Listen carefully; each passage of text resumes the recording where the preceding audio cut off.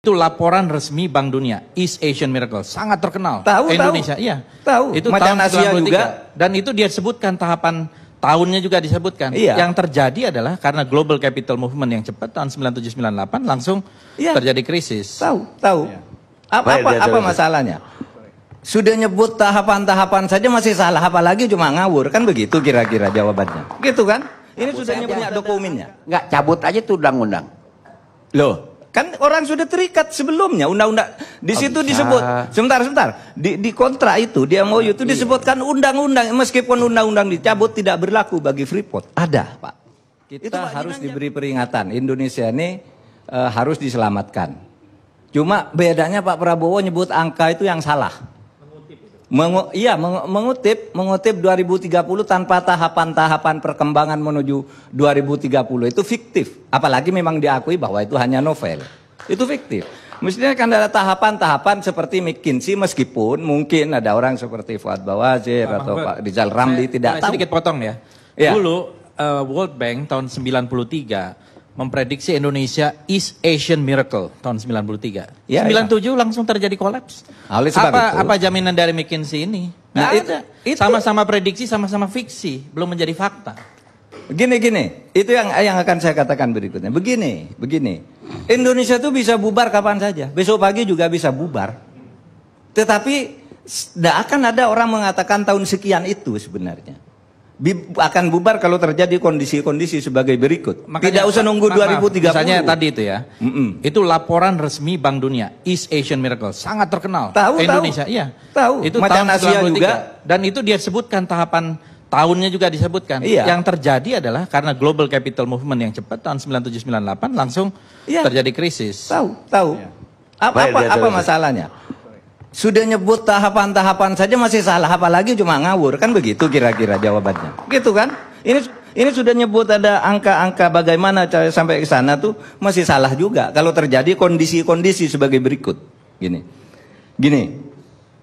Misalnya maksud Pak Mahfud itu lebih cepat dari tahun 2030. Bisa lebih cepat, bisa tidak pernah. Iya, tergantung kondisinya. Apa yang akan menyebabkan? Bisa. Itu Romo Mangun menyebut tahun 2045. Tapi bukan karena soal ekonomi, tapi soal susunan negara dia. Soal sistem pemerintahannya salah, kata Romo Mangun.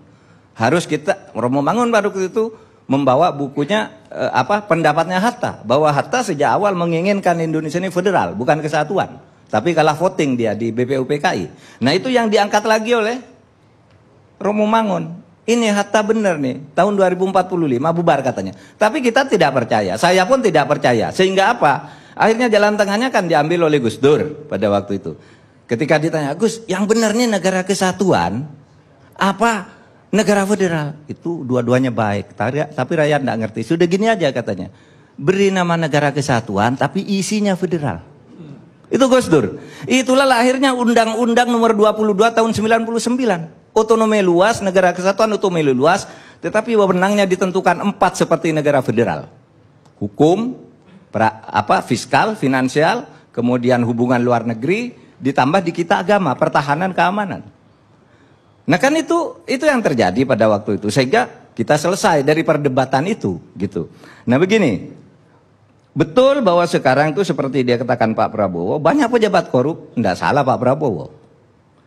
Bahwa ekonomi sekarang itu ada kesenjangan, tidak salah. Semua orang mengatakan itu, dan itu masalahnya dari waktu ke waktu. Bahwa banyak aset kita dikuasai asing, sejak dulu sudah begitu, tidak baru. Seperti kata Babe tadi, kata Pak Ridwan Said, itu kan penyanyinya aja yang beda. Nyanyiannya sama sejak dulu. Banyak maling penyuap, banyak elit busuk. Itu kan kampanye dari setiap pemilu, entah legislatif, entah eksekutif, kampanyenya kan ini semua. Tapi sesudah selesai, tidak ada yang bisa menyelesaikan ini. Iya kan? Iya kan, coba. Pak SBY dulu punya janji 12 langkah menyelesaikan krisis Indonesia. Nah, 15 langkah. Yang 12 itu memberantas korupsi dengan mengangkat pedang sendiri. Korupsi masih banyak zaman Pak SBY. Sama. Jadi, apa sebenarnya masalahnya? Apa masalahnya? Masalahnya itu ada 2 menurut saya. Pertama karena kita ini tersandra. tersandra oleh kejahatan jabatan masa lalu. Coba misalnya Freeport nih. Freeport nih. Siapa orang Indonesia yang tidak mau bahwa Freeport itu jatuh ke tangan kita? Semua mau. Presiden sejelek apapun itu selalu dikampanyekan. Tetapi ketika sampai pada masanya, ternyata Freeport itu sudah punya dokumen hukum di mana dia diberi hak secara resmi oleh negara untuk mengelola ini dan diperpanjang 10 tahun sebelum berakhir dan tidak boleh ditolak selama Freeport mau. Tidak bisa disalahkan pemerintah berikutnya. Karena kalau pemerintah berikutnya maksa ke peradilan internasional. Atau mungkin diadakan invasi sepihak. Nah itu persoalannya. Kita ini tersandra sebenarnya. Nah oleh sebab itu cara menyelesaikan itu bukan berkampanye. Besok kalau saya jadi gubernur Papua, saya selesaikan Freeport. No. Mereka punya dokumen, sekarang tidak bisa. Kata divestasi 51% oke. Mereka sehari bilang oke, 2 hari kemudian bilang tidak. Sampai sekarang. Prof Mahfud, saya nanya dikit. Dokumen yang menyandera kita itu dokumen apa? Dalam soal Freeport. Dalam soal Freeport. Satu dokumen undang-undang yang pada waktu itu ditandatangani dan disetujui bersama oleh DPR bersama Pak Ginanjar. Cabut Saya aja. punya dokumennya. Enggak, cabut aja tuh undang-undang. Loh, kan orang sudah terikat sebelumnya undang-undang. Di situ disebut, sebentar. Di kontrak itu, di MOU itu disebutkan undang-undang, meskipun undang-undang dicabut tidak berlaku bagi Freeport. Ada, Pak. Itu Pak Ginanjar dulu yang buat. Iya. Itu berjalan sampai sekarang. Saya ketika Sudirman Said itu dikritik rame-rame, gimana Anda kok bisa melakukan itu? Merugikan rakyat. Dia ketemu saya, Pak, ini undang-undangnya. Ini hasil kesepakatan DPR dan pemerintah. Ada tanda tangan Pak Ginanjar waktu itu. Saya punya dokumennya. Nggak bisa dicabut, Pak. Seperti Bapak sudah beli lalu cabut, berlaku ke yang lain, bukan ke Bapak. Karena dia berdasar undang-undang yang sah waktu itu. Nah ini persoalan kita, Pak. Ada hukum-hukum yang menyandera kita sampai sekarang karena kejahatan jabatan di masa lalu. Gitu. Tuh. Yang kedua memang karena moral. Moralitas kita ini bobrok sebenarnya. Sehingga apa? Nggak selesai-selesai. Masalah itu. Setiap muncul periode baru, muncul penjahat-penjahat baru. Muncul koruptor-koruptor baru. Berkesinambungan kan, terwariskan itu moral-moral seperti itu. Kalau dokumen itu Undang-Undang nomor 22 itu kejahatan siapa, Pak? Kenapa? Undang-Undang nomor 22 yang menyandera kita dalam hal Freeport itu kejahatan siapa, Pak? Saya ingin ralat, itu bukan kejahatan dalam arti pidana, itu tidak ada pidananya. Itu adalah proses pembuatan hukum yang kolutif. Dan itu banyak terjadi zaman Orde Baru. Setiap undang-undang tuh satu pasal itu dibeli, Pak. Ini pasal ini, perusahaan ini yang beli. Kehutanan tuh satu dim tuh harganya satu orang bisa 50 juta, Pak. Satu dim, padahal undang-undang tuh kadang-kala sampai 200 dim. Bisa 50 juta satu orang. Berapa anggota pansusnya? 50 orang. Rupiah apa dolar, Pak? Rupiah. Kalau undang-undang rupiah, Pak. Pembuatan undang-undang masa dolar. Pada waktu itu ya, Pak.